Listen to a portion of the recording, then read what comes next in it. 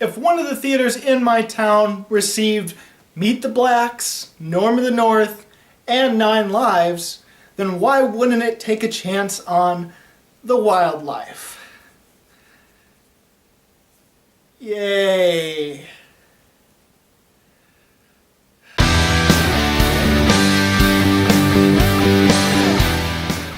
This movie either originally called Robinson Crusoe or in some other places is called Robin Crusoe, but in my town it's The Wildlife. This is yet another lower budget animated film that made it to theaters this year, similar to Norm of the North, and this one tries to adapt a classic novel, Robinson Crusoe. If that's the name of the novel, I'm not sure, I've never read it. I looked up the synopsis online. I have to say, if the synopsis online is correct, then this is a completely different movie. For obviously it is. This movie tries to take the perspective of the animals living on the uninhabited island that Robinson Crusoe crash lands on, or gets shipwrecked on. I think that's the better term than crash land. I mean, he didn't fly into the island. Our main character in this film is Mac, and he's this macaw, this parrot that lives on the uninhabited island. Mac and this group of mismatched animals live on this very small uninhabited island. To the rest of the animals on the island, this is paradise and it's their whole world. They don't think there's anything else out there beyond the ocean. Mac, on the other hand, has big dreams. He thinks that there is something beyond the ocean. He thinks that there is another world out there, and he really wants to see it. And by the way, this film is being told from his perspective and him telling the story. Keep that in mind. Well, one night there's a huge storm and something crashes onto the island. They investigate the next morning, and it turns out that this human and a dog emerge from the ship. They believe they're sea monsters, and now they have to figure out what to do with this human, if it's friendly, if it's not, what's going to happen to their life now. That's as much as I actually want to get into with the plot, because, to be honest, when you see the trailer, you see how it looks like, okay, he comes to this island, they're weary of him at first, eventually they become friends, and the animals start helping him build a nest, or what they call a nest. It's a tree house. And it's going to be the whole movie of them helping Crusoe live on this island. Guess what? That happens in the last third of the movie. I'm not kidding. It takes about 50 minutes before he actually starts building a shelter and before the animals start helping out. And then the last 20 minutes of the film, practically, is this whole conflict with these other people that you don't think are going to be the enemy of the film, or at least when you watch the trailer, and it's this big whole action sequence. So that's why I didn't want to get into that part into more detail, because otherwise I'd be talking about 2/3 of the movie to you already. Okay, when I saw the trailer for this movie, it looked abysmal. It looked like something that's going to be annoying as hell. And I went into it thinking, okay, it's either going to be so bad it's hilarious like 9 Lives and I'll have some entertainment value, or it's just going to be plain bad. And to me, it's just sort of a bland medium. I mean, it's not good. I don't like it. But I didn't dislike it either. It's sort of like this very flat, bland level, to be honest. Like, there's enough interest in there, there's enough things in the plot that's like, okay, that could be interesting if done in a different way, but the execution of the film is just so bland, so stereotypical, just generic, and there's just something really off about the pacing of the movie. But before I get into the more negatives, let's do the positives at least. For one, the animation is decent. It's nothing big, it's nothing grand. I know this is a lower budget company, so I didn't expect much. It's not as good as the lowest big budget one this year. That would be the Angry Birds movie. I was actually pleasantly surprised by how the animation looked in that. But the animation in the Angry Birds movie is definitely one of the lowest on the big movies, other than Ratchet and Clank, I guess. I guess this might be a little bit better than Ratchet and Clank animation-wise, but then again, Ratchet and Clank was more stylistic to the video game, so it kind of made sense why it was that cartoony. In the wildlife, it's decent animation. I cannot complain. It is no Norm of the North, okay? It is not as sterile, it's not as empty and just unfinished looking as Norm of the North. This one looks more like a finished animation. It's just not as good as what you expect from this year. So, take that what you will. I was never completely bored with the film either, especially with the whole storyline. I thought, okay, if done right, this could be an interesting story, a different perspective of these animals and the whole Robinson Crusoe story. About a man that gets shipwrecked on a deserted island, has to live there for either years or months, or I don't know how long he actually lived on it in the novel, because this is a fictional tale. However, it is completely different from the novel. The only two things that is consistently in both the novel, if I can believe the synopsis of it, and this movie, there's only two things. One, Robinson Crusoe gets stranded on an uninhabited island. Both the same in both the movie and the film and the novel. And two, he gets shipwrecked with a certain group of, let's say, animals. Because he's all alone. He's the only human that gets on this island.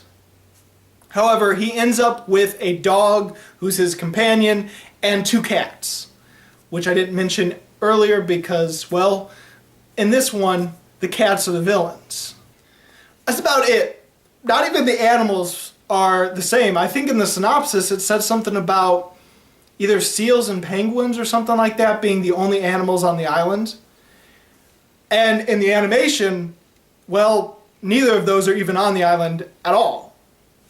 Instead, you get this mismatch of a bunch of different types of creatures that don't look like they could coexist and don't look like they would be in the same ecosystem, even though it's a very small, uninhabited island. I mean, I don't know, there's just something odd about the animal choices in this movie.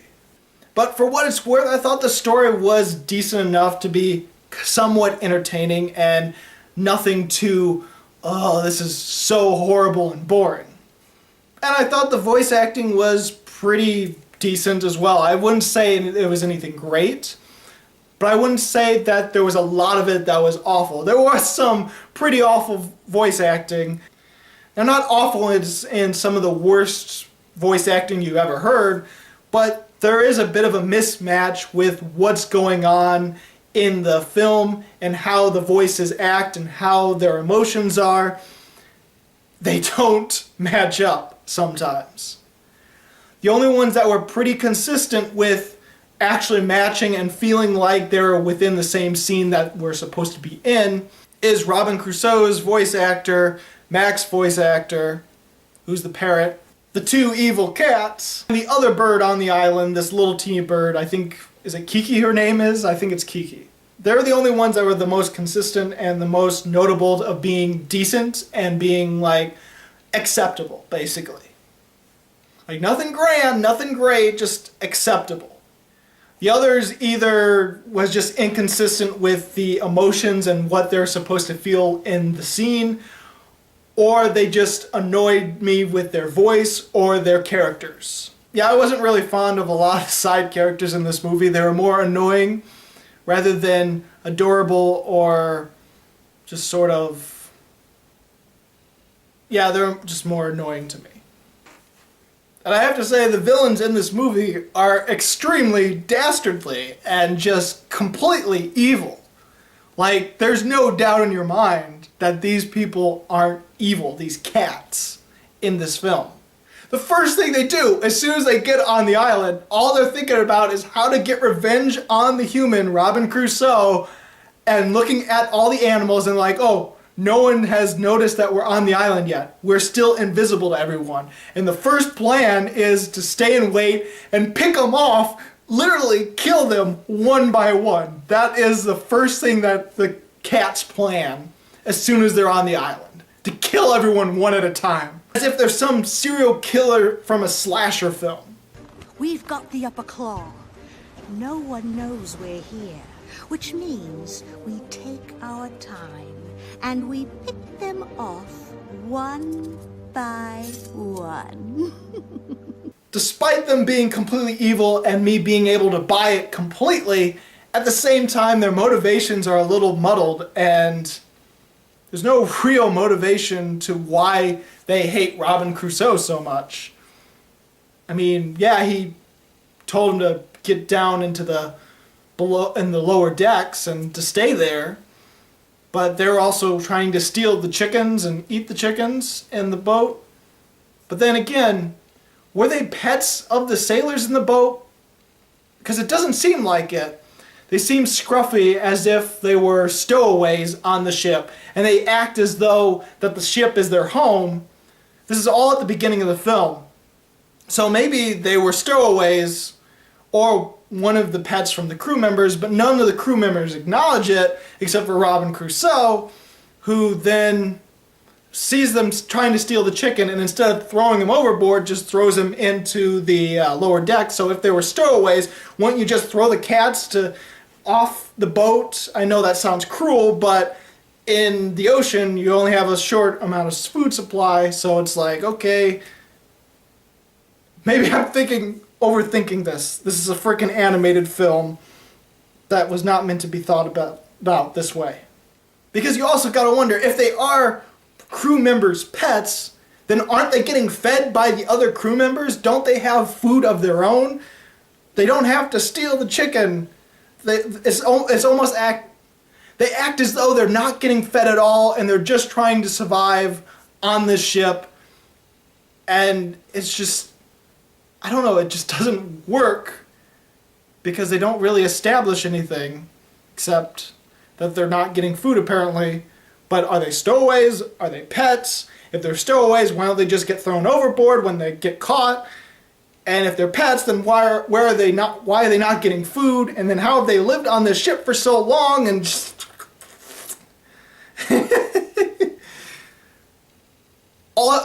they're evil. That's the whole point of the movie. They're just evil. They're just evil, evil, evil, evil.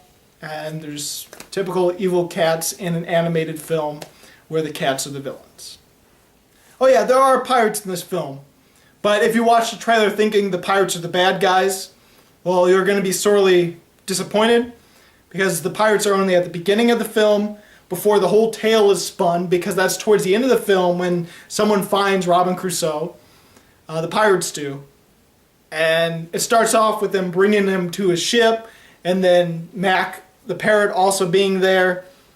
And then Mac gets sent away as he tells the pirates the story, and so Mac tells the story to the mice from his perspective. And then later on, when it finally gets to the point where the beginning started, then the pirates are a bit of a conflict, but it's only for one scene, so they're not the main bad guys of the film. It's the cats and their children, their spawn. I will say this, there are some nods to the novel that I did appreciate. Well, I think it is because I read the synopsis of the novel. There's nods to cannibalism, which is a big thing in the book apparently, because I think there was a native tribe of cannibals that would every so often come to the island that Crusoe is on. And there's a person that he saves from the cannibals in the novel who he calls Friday. And in this movie, he calls the parrot, Mac, Tuesday. So I thought that was some nice nods to the novel, and that was quite appreciative. Sounds like it could be an okay film, and kind of could be, but I don't think anyone could watch it and think, oh, this is a great film. If anything, the best you can possibly think of this film probably is, it was okay. If you're thinking this is one of the worst films ever made, especially even from this year, then you haven't watched the films I've seen. You have not. Probably.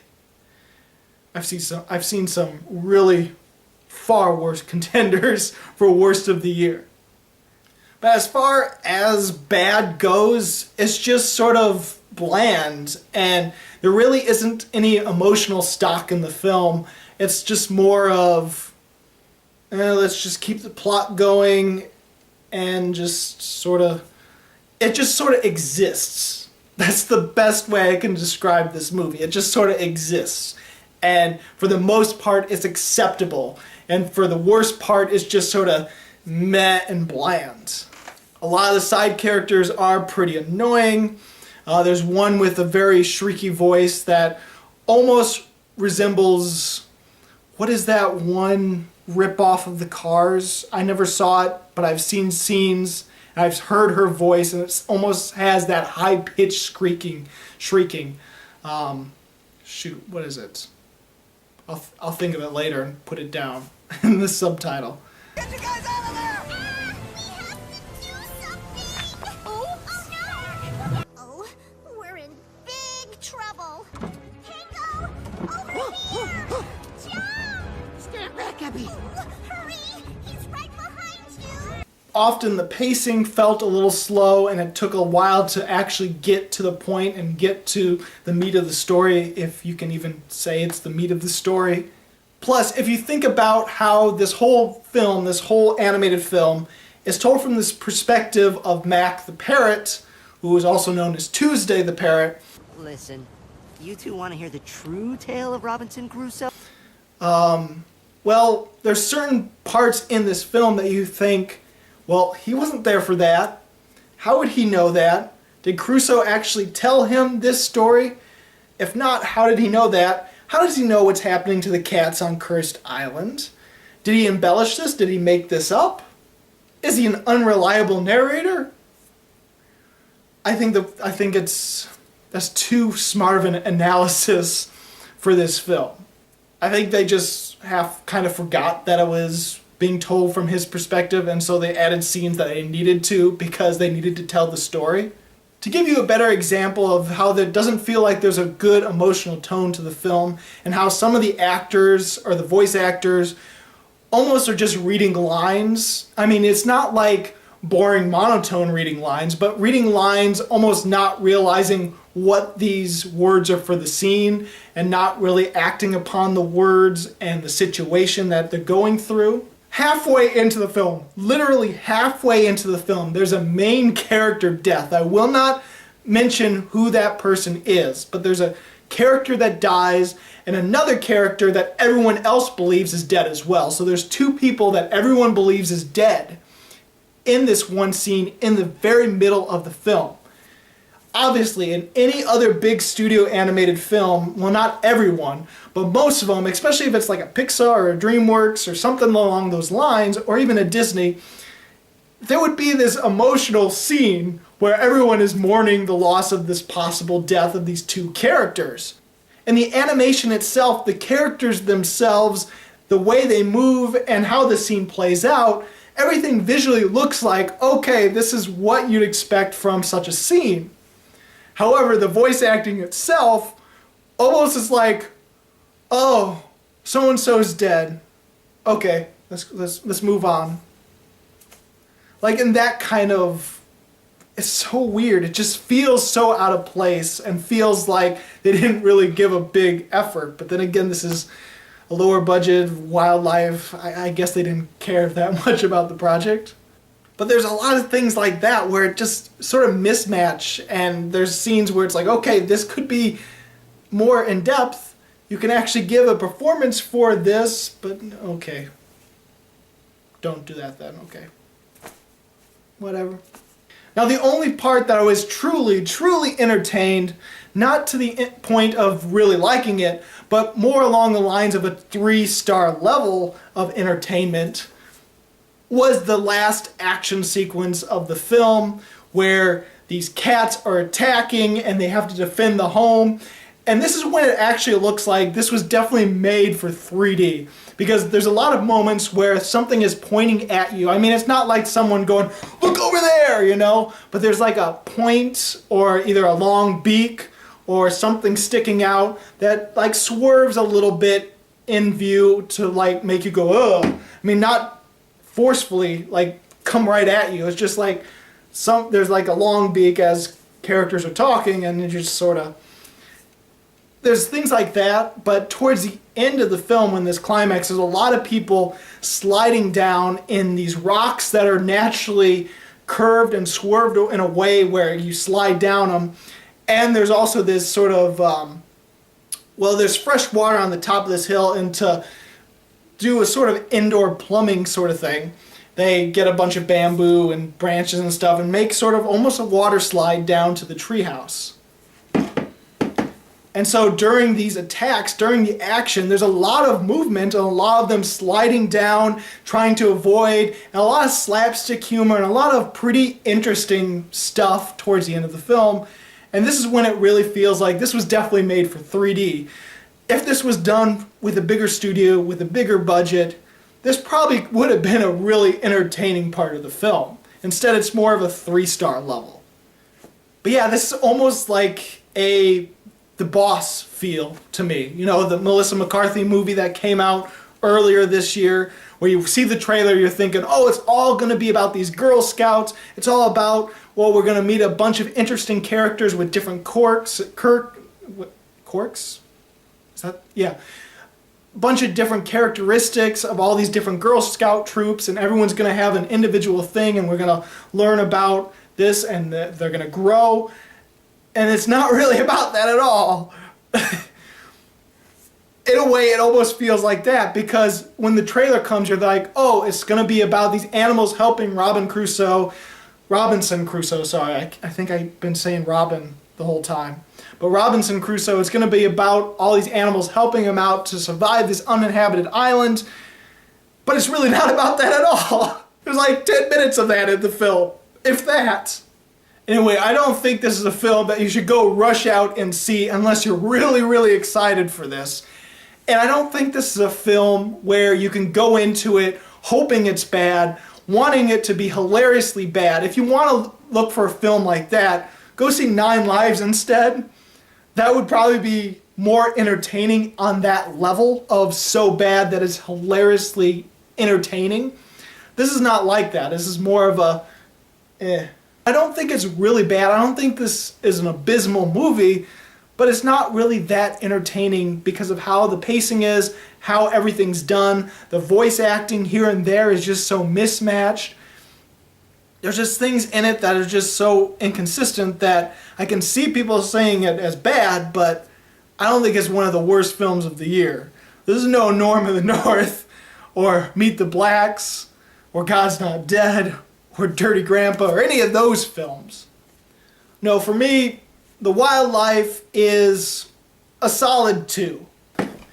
So, did you actually want to see The Wildlife? Did you go see it? What did you think about it? Go ahead and comment below. If you haven't seen The Wildlife, which most likely you haven't, then think of an animated film that when you saw the trailer, it looked like it was going to be abysmally bad, looked like, oh, this is going to be one of the worst things I've ever seen, and then curiosity strikes you, you decide to see the movie anyway, whether in theaters or free or renting or whatever. You see it and you're like, eh. Ever had that experience with any, or let's not just do animated films, any film. Have you ever had that experience? This is what The Wildlife was for me. And if you like this video and you want to see more, please subscribe and check out my movie reviews of 2015 and 2016. I am really lacking on 2016 because there's several movies I have seen, just haven't sat down to review them. There's movies in May that I haven't reviewed yet. One of my favorite films of the year, I haven't even reviewed yet. But as always, this is Bruce Gifford, and this was Just My Opinion.